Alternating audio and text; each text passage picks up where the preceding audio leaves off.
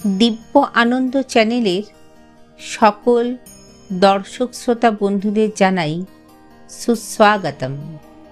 আজকে এই আধ্যাত্মিক যাত্রায় আমরা অনুসন্ধান করব কর্কট রাশির অন্তর্নিহিত শক্তি ও দুর্বলতার উৎস সম্বন্ধে। জানব কিভাবে অন্তরের অস্থিরতা থেকে উঠে আসতে পারে চন্দ্রের মতো প্রশান্ত এক আত্মা। শুভ শক্তির আলোক ছটা। কর্কট রাশি এক এমন আবরণ যার নিচে লুকিয়ে থাকে গভীর সমুদ্রের মতো হৃদয়। এই রাশির অধিপতি হলেন চন্দ্রদেব, যিনি নিয়ন্ত্রণ করেন অনুভূতি, অনুভব, ভালোবাসা, স্নেহ আর কল্পনার স্রোতকে। কর্কট রাশির জাতক জাতিকারা হন অসাধারণ সংবেদনশীল, পরিবারে নিবেদিত প্রাণ, অন্তর থেকে অনুপ্রেরণা জাগাতে সক্ষম, সহানুভূতির প্রতিমূর্তি হন এনারা, সৃষ্টিশীল ও মননশীল হন। এদের মধ্যে জীবনের প্রতি গভীর বিচার শক্তি, বোধ শক্তি ও দৃষ্টিভঙ্গি থাকে। তাদের হৃদয়ে রয়েছে মায়ের মতো করুণাময় শক্তি। তারা যেন প্রকৃতির কোলে একা এক শান্ত নদী, যেখানে ভালোবাসা ও আশ্রয়ের ধারা অবিরাম প্রবাহিত হয়। অশুভ শক্তির ছায়া। তবে যেমন পূর্ণিমা আছে, তেমনি আছে অমাবস্যাও। কর্কট রাশির জাতক জাতিকারা অনেক সময় আবেগের অতল গহ্বরে হারিয়ে যান।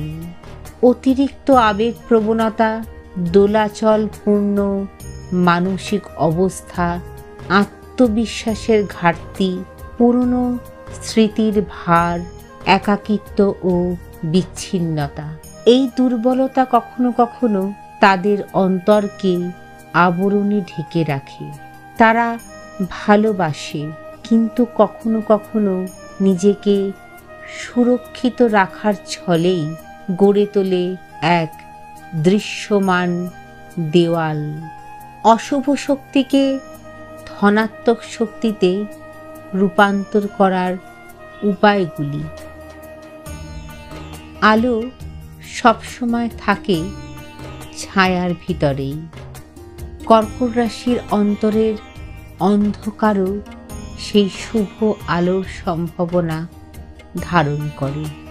শুধুমাত্র প্রয়োগ চাই, ধ্যান, বিশ্বাস ও আত্মস্মরণ। ওম সোম সোমায় নমঃ। প্রতিদিন সকালে 11 বার এই মন্ত্র জপ করুন। মনের তরঙ্গ স্থির হবে, চেতনা হবে শান্ত। জলের সাথে আত্মিক সম্পর্ক গড়ে তুলুন। নদী, পুকুর বা স্নানের কালে অনুভব করুন আপনি জলের মতন প্রবাহিত, আপনি জলের মতন পবিত্র, পরিশুদ্ধ ও শান্ত। একটি বড় মুক্তকে সামনে রেখে মেডিটেশন করুন। এটি চন্দ্রতত্ত্বকে শক্তিশালী করে, আবেগের ভারসাম্য রক্ষা করে, আপনাকে দেবে নবদিগন্ত। জীবনে আসবে নতুন আলো, নতুন বোঝার শক্তি। অতীতকে বিদায় জানান, বর্তমানকে আলিঙ্গন করুন। প্রতিদিন বলুন, আমি মুক্ত, আমি বর্তমানেই স্থির। দেখবেন তমসা থেকে আস্তে আস্তে আলোর দিকে এগিয়ে যাচ্ছেন আপনারা। মা দুর্গা বা মা কালীর উপাসনা করুন। সাদা ফুল, দুধ ও ভক্তি ভরে নাম জপ করলে মা আপনাকে দেবে মানসিক বল ও আত্মরক্ষার শক্তি। ভালোবাসার মানুষদের সঙ্গ নিন। একাকিত্ব কাটিয়ে হৃদয় খুলে কথা বলুন। এতে মন হালকা হয়, সম্পর্ক গভীর হয়। কর্কট রাশি মানেই শুধুই সংবেদনশীলতা নয়, বরং এটি এক অন্তর্জাগ্রত শক্তির প্রতীক। এই শক্তি যখন সঠিক পথে প্রবাহিত হয় তখন তা হয়ে ওঠে প্রেম, সেবা, সৃষ্টি শক্তির এক অপূর্ব পরিপূর্ণ রূপ। আপনি যদি কর্কট রাশির হন, জেনে রাখুন আপনি শুধু ভালোবাসেন না, আপনি একা শক্তি দিয়ে দুনিয়া বদলে দিতে পারেন। নিজের ভেতর আলোকে খুঁজে নিন, সেই আলোতেই রূপান্তর করুন আপনার জীবন।